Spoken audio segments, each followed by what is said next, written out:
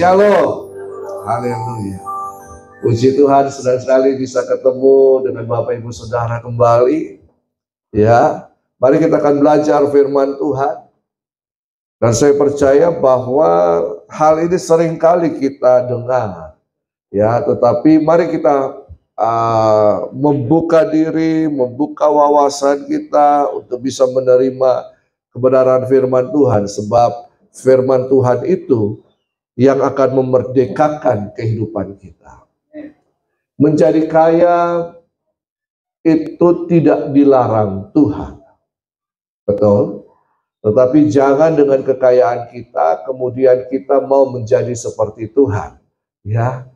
Nah, oleh karena itu saya akan mengajar kepada Bapak Ibu tentang benih. Katakan benih. Nah, kecil tapi hebat. Ya. Kecil tapi hebat. Nah, mari kita lihat Markus 4 ayat 30 sampai yang ke-32. Markus 4 ayat 30 sampai yang ke-32. Nah, saya akan bacakan bagi kita semua. Katanya lagi, dengan apa hendak kita membandingkan kerajaan Allah itu? Atau dengan perumpamaan manakah hendaknya kita menggambarkannya? Hal kerajaan itu seumpama biji sesawi yang ditaburkan di tanah. Memang biji itu paling kecil daripada segala jenis benih yang ada di bumi. Tetapi apabila ia ditaburkan, ia tumbuh dan menjadi lebih besar daripada segala sayuran yang lain dan mengeluarkan cabang-cabang yang besar, sehingga burung-burung di udara dapat bersarang dalam naungannya. Nah, tahun ini saya tahu bahwa GBI Glow Fellowship Center ini memiliki tema The Year of Dominion. Ya, The Year of Dominion, The Year of Kerajaan. Nah, firman Tuhan katakan, dengan apa hendaknya kita membandingkan kerajaan Allah itu? Yesus menggambarkan kerajaan Allah itu seumpama biji sesawi. Pernah lihat biji sesawi? Pernah? Itu kayak kalau saudara makan onde-onde yang goreng itu baru ada biji hitam-hitamnya. Wijen lebih kecil dari wijen. Ya, lebih kecil dari itu. Dikatakan seumpama biji sesawi yang ditaburkan di tanah. Biji itu paling kecil daripada segala jenis benih yang ada di bumi. Saudara, benih itu walaupun kecil mempunyai potensi yang luar biasa. Tetapi ketika benih itu walaupun dia kecil, firman Tuhan katakan, ketika dia ditabur, ia tumbuh dan menjadi lebih besar daripada segala sayuran yang lain. Nah, kita mengenal benih banyak, betul kan? Ada biji adalah benih, betul kan? Dalam bahasa Yunani, benih itu spermatozoa. Saya dan Bapak Ibu ada karena benih, betul kan? Ya, kita besar-besar begini, ya, dewasa begini, itu dimulai dari benih yang kecil. Nah, ketika benih yang kecil ini ditaburkan atau ditanam, maka dia akan menghasilkan hal yang besar. Benih sesawi yang kecil, kata firman Tuhan, ketika ditanam dia akan mengeluarkan cabang-cabang yang besar, dan kemudian burung-burung di udara bersarang atau bernaung di bawah cabang-cabang itu atau di cabang-cabang itu. Bukankah ini hal yang luar biasa? Betul? Coba kita lihat slide selanjutnya. Benih itu kecil. Markus 4 ayat 32 dikatakan, memang biji itu yang paling kecil daripada segala jenis benih yang ada di bumi. Apa itu benih? Benih itu adalah suatu saat yang mempunyai potensi tidak terbatas untuk memperbanyak jenisnya sendiri. Ya, kita harus belajar dulu pengertian-pengertian benih, baru kemudian kita kaitkan dengan kehidupan rohani kita. Nah, jadi kalau kita tahu, kita mengerti, benih itu mempunyai potensi yang tidak terbatas. Pernah makan jeruk selayar? Pernah? Kira-kira dalam sebuah jeruk selayar itu ada berapa biji di dalam jeruk selayar? Bisa dihitung? Bisa enggak? Kira-kira berapa? Ya? 30? Boleh ditawarkah? Ya, oke lah, anggap 30. Ya, karena kita tidak tahu ada berapa slice itu kan. Ya, satu slice itu bisa 2-3 biji di situ ya.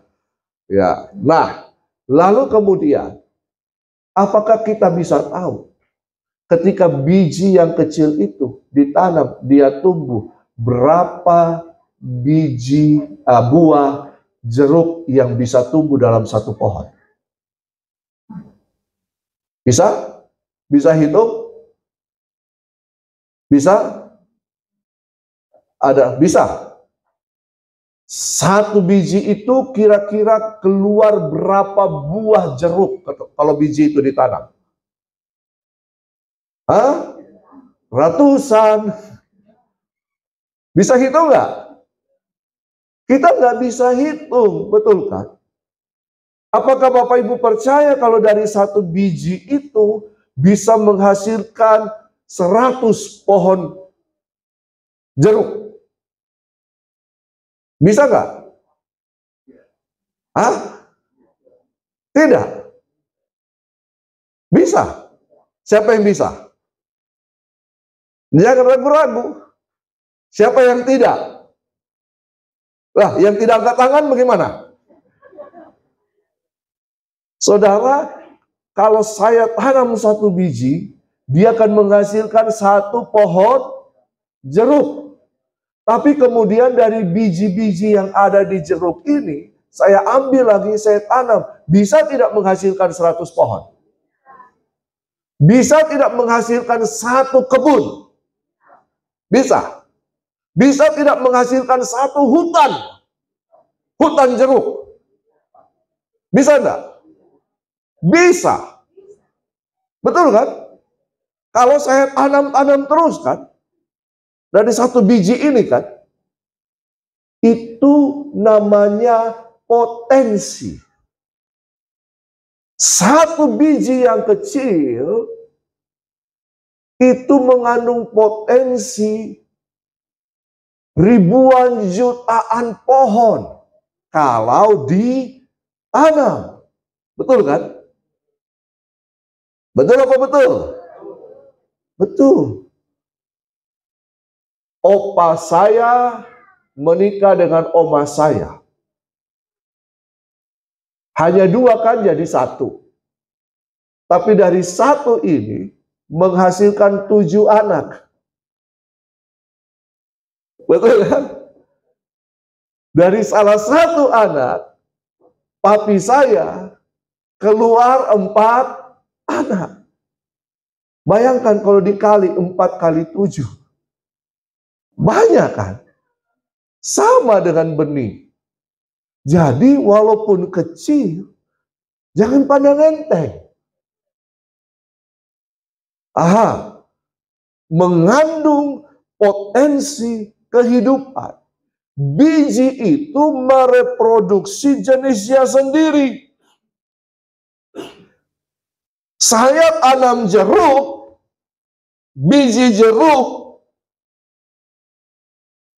buahnya jeruk. Betul kan? Atau tanam jeruk, buahnya mangga.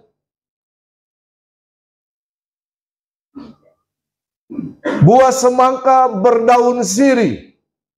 Itu kata Bruri. Tahu Tapi apa yang kita tanam dari biji itu akan mereproduksi dirinya sendiri. Karena di dalam biji itu ada DNA-nya, ada pembawa sifatnya. Di biji itu ibarat begini Bapak Ibu.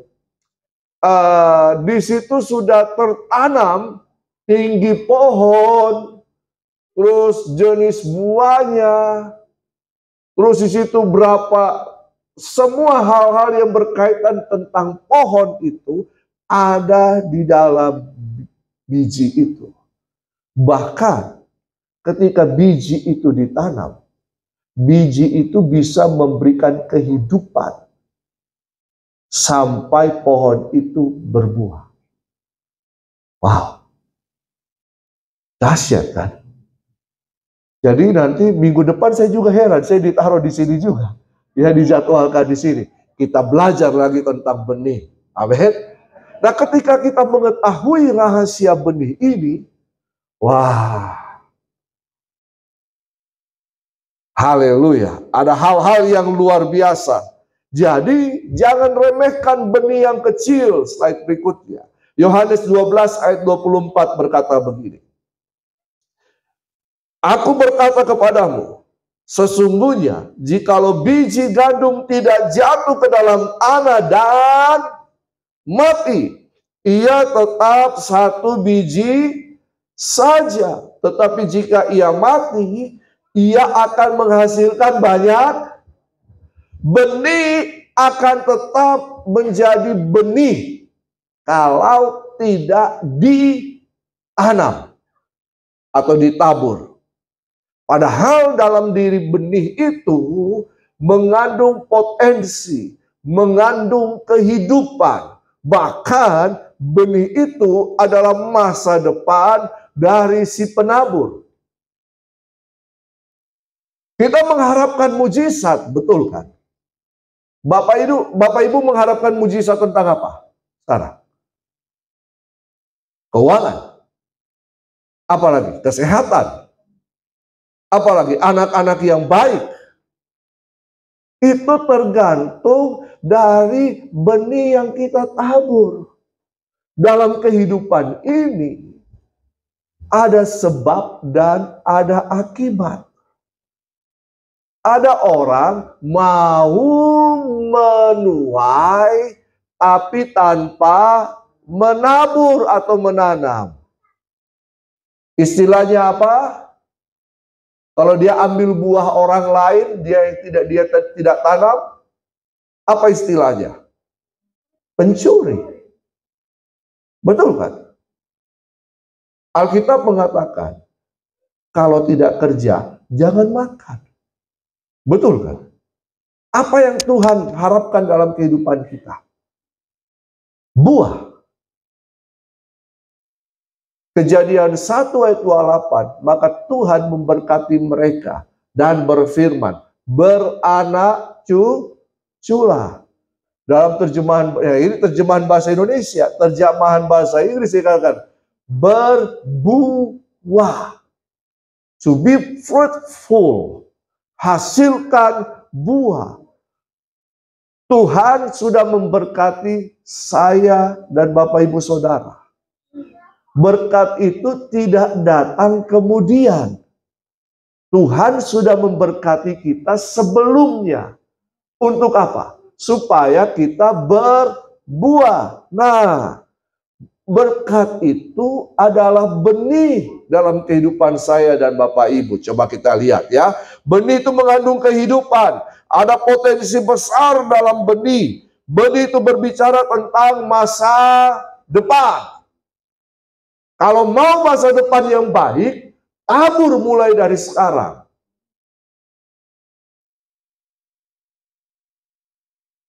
Amin. Firman Tuhan katakan begini, tunggu.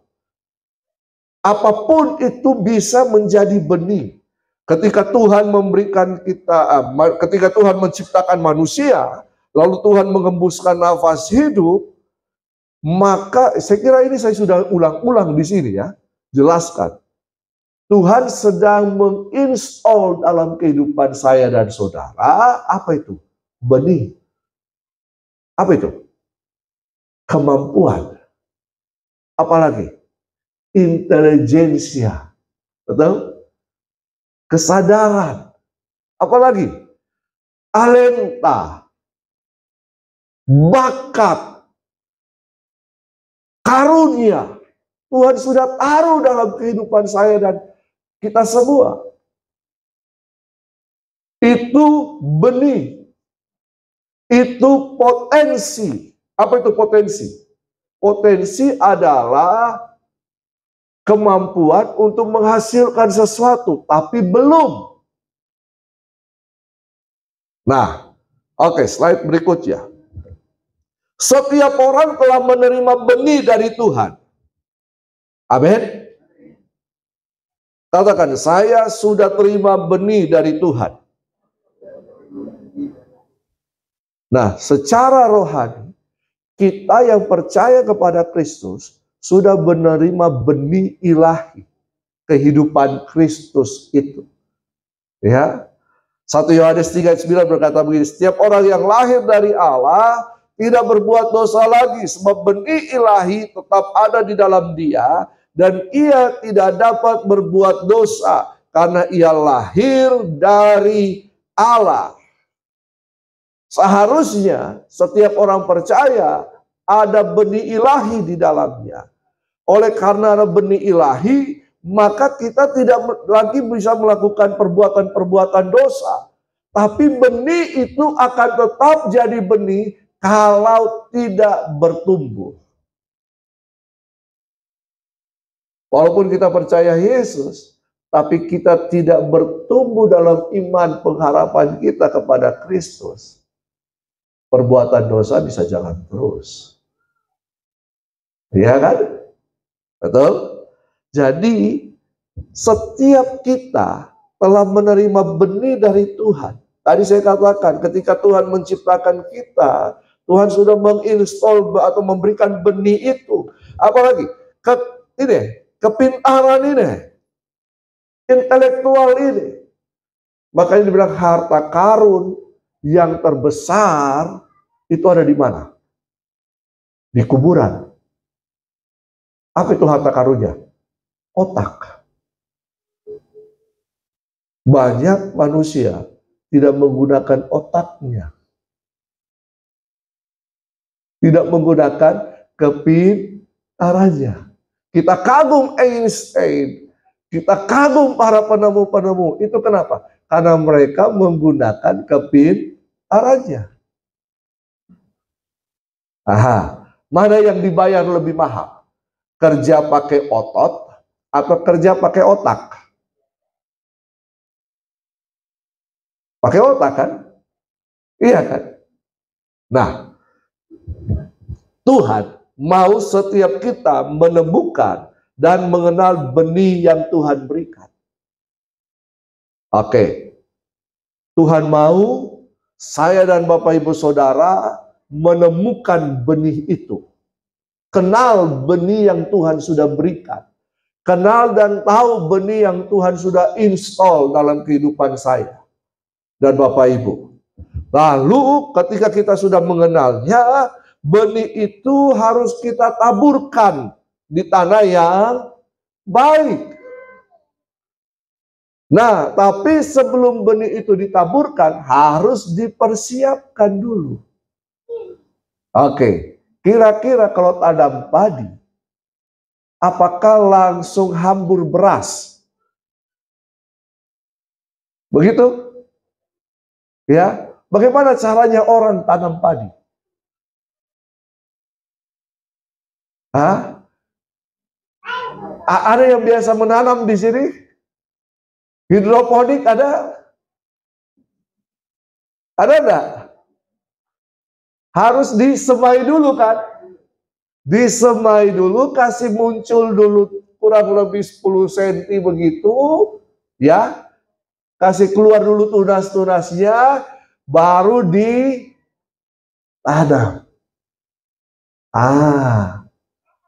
Benih itu jangan langsung ditanam.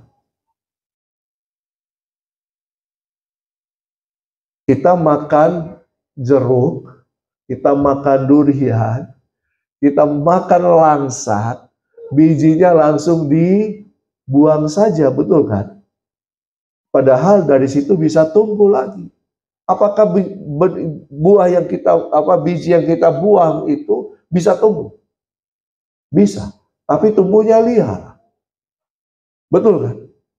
Buahnya jadi tidak enak nantinya. Nah, benih itu harus dipersiapkan. Nanti saya kasih tahu apa persiapannya. Apa itu benih? Benih itu sudah diberikan. Benih yang dimaksudkan di sini bukan hanya benih alami yang berasal dari tumbuhan. Benih itu adalah segala sesuatu yang mempunyai potensi tak terbatas untuk memperbanyak jenisnya sendiri. Benih itu bisa berupa apa? Bakat, talenta, anugerah, hasrat, sumber daya yang ada dalam kehidupan saya, peluang, perkataan pun adalah benih. Amsal mengatakan, orang yang menabur perkataan sia-sia akan menuai puting beliung. Secara tidak sadar kadang-kadang kita memperkatakan hal-hal yang negatif kepada anak kita. Berarti kita sedang menabur benih yang negatif. Hati-hati. Betul kan? Kita tidak sadar, ya, kita memperkatakan kebun binatang kepada anak kita. Jadinya dia seperti binatang. Sifatnya, kelakuannya.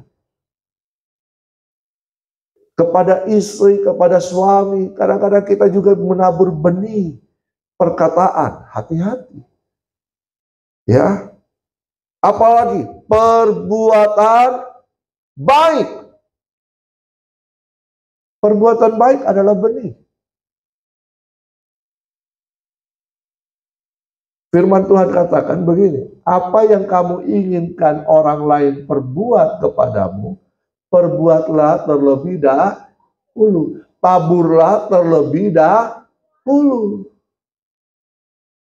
Jangan harap orang berbuat baik kepada kita, kalau kita tidak pernah menabur perbuatan-perbuatan baik. Apa perbuatan baiknya misalnya? Tolong orang. Itu perbuatan baik. Ya, kalau duluan sampai di lift, bukakan pintu bagi orang lift itu. Ya, biar mereka masuk dulu. Itu perbuatan baik. Betul kan? Kalau lagi antri makan, jangan dihabiskan sendiri. Ingat, masih ada orang lain. Jangan dibungkus. Seringkali kita lapar mata, bukan lapar perut kan? Betul kan? Kita mau ambil banyak-banyak, kita tidak pikir orang lain di belakang. Kita sedang menabur benih. Jadi apapun yang kita lakukan, itu berarti kita sedang menabur benih. Ketika kita memperkenalkan Kristus, kita sedang menabur benih. Seringkali kita tahu benih itu hanya berupa padahal apapun yang ada dalam kehidupan saya dan Bapak Ibu, ketika kita keluarkan, itu adalah benih. Jadi paham sekarang kan, apa itu benih kan? Betul kan? Nah, uang juga benih. Firman Tuhan katakan, firman kerajaan Allah juga benih. Jadi Tuhan tidak pernah menciptakan manusia tanpa menitipkan benih. Nah, katakan kiri kanan, Tuhan sudah titip benih dalam hidupmu. Oke. Pada waktunya kita akan menuai kalau kita menabur benih. Kejadian 8 ayat 22 berkata begini. Selama bumi masih ada, kita ada di mana ini? Di bumi, bukan di surga kan? Selama bumi masih ada, masa menabur dan menuai, dingin dan panas, musim dingin dan musim panas, siang dan malam tidak akan berhenti. Saudara akan berhenti menuai kalau saudara tidak lagi menabur. Ini prinsip. Ini prinsip firman Tuhan. Apa yang kita tabur, itu yang kita tuai. Jangan uji Tuhan, jangan cobai Tuhan. Tuhan, saya tanam biji mangga, pokoknya saya tidak mau tahu biji durian yang muncul, buah durian yang muncul. Itu namanya mencobai Tuhan. Pengkhotbah 3 ayat 2 dalam terjemahan NLT. Ada waktu untuk menanam dan ada waktu untuk menuai. Ada proses. Bapak Ibu, ketika kita menanam, jangan kemudian hari ini kita tanam benih itu, besok kemudian kita lihat dia, kenapa tidak tumbuh, kita bongkar tanahnya. Lihat prosesnya. Tidak. Karena begini, ketika kita menabur benih, tanah itu akan berespon. Tanah itu yang akan memberikan pertumbuhan kepada benih itu. Nanti minggu depan saya akan jelaskan. Jadi datang lagi minggu depan ya. Haleluya. Terakhir, dibutuhkan persiapan untuk menabur. Alasan mengapa beberapa orang percaya tidak menerima terobosan, misalnya dalam bidang finansial, dalam bidang keuangan, karena mereka tidak melakukan persiapan sebelumnya ketika mereka memutuskan untuk menabur. Saudara, taburan itu secara rohani, itu banyak macam. Persembahan kita yang tadi itu juga benih taburan. Perpuluhan juga taburan. Persembahan buah sulung juga taburan. Persembahan atau membantu orang-orang miskin, janda-janda miskin juga taburan. Membangun, misalnya persembahan khusus untuk membangun rumah Tuhan misalnya. Itu juga benih taburan. Dan kehidupan kita pun benih. Amin. Ini semua. Nah, bagaimana kita bisa menuai benih yang baik? Buah yang baik, taburan yang baik? Dibutuhkan benih terbaik. Nah, jadi sebelum Anda memberi, ini dia. Ada 4 hal di sini. Perhatikan baik-baik. Persiapkan benih Anda terlebih dahulu. Oke, kalau saya ambil contoh, misalnya keuangan. Kita mau mempersembahkan dalam korban persembahan. Persembahan itu jangan langsung ambil di kocik begini diambil. Persiapkan dengan baik dari rumah. Ya kan? Lalu kemudian doakan benihmu. Doakan benihmu. Uang itu bisa menghasilkan banyak. Betul kan? Kita doakan, Tuhan, saya menabur benih keuangan. Tuhan tahu saya butuh apa begitu. Doakan. Tidak salah. Tidak salah, karena apa yang ditabur itu yang dituai. Jadi misalnya kalau ada amplop-amplop begitu, tuliskan jenis panen apa yang Bapak Ibu mau. Misalnya begini. Oke, mungkin bukan persembahan. Bapak Ibu butuh rumah. Berdoa, Tuhan saya butuh rumah. Tanpa menabur, Bapak Ibu tidak bisa mendapatkan rumah. Walaupun sudah kerja keras, ditabung sedikit-sedikit, betul kan? Tetapi ini prinsipnya. Misalnya, ada teman kita, teman seiman, dia lagi bangun rumah. Ini tempat menabur kita. Saya digerakkan Tuhan untuk menabur, untuk bangun rumahmu. Terserah, mau benih sebesar berapapun, ketika kita kerjakan itu, berarti kita sedang menanam benih.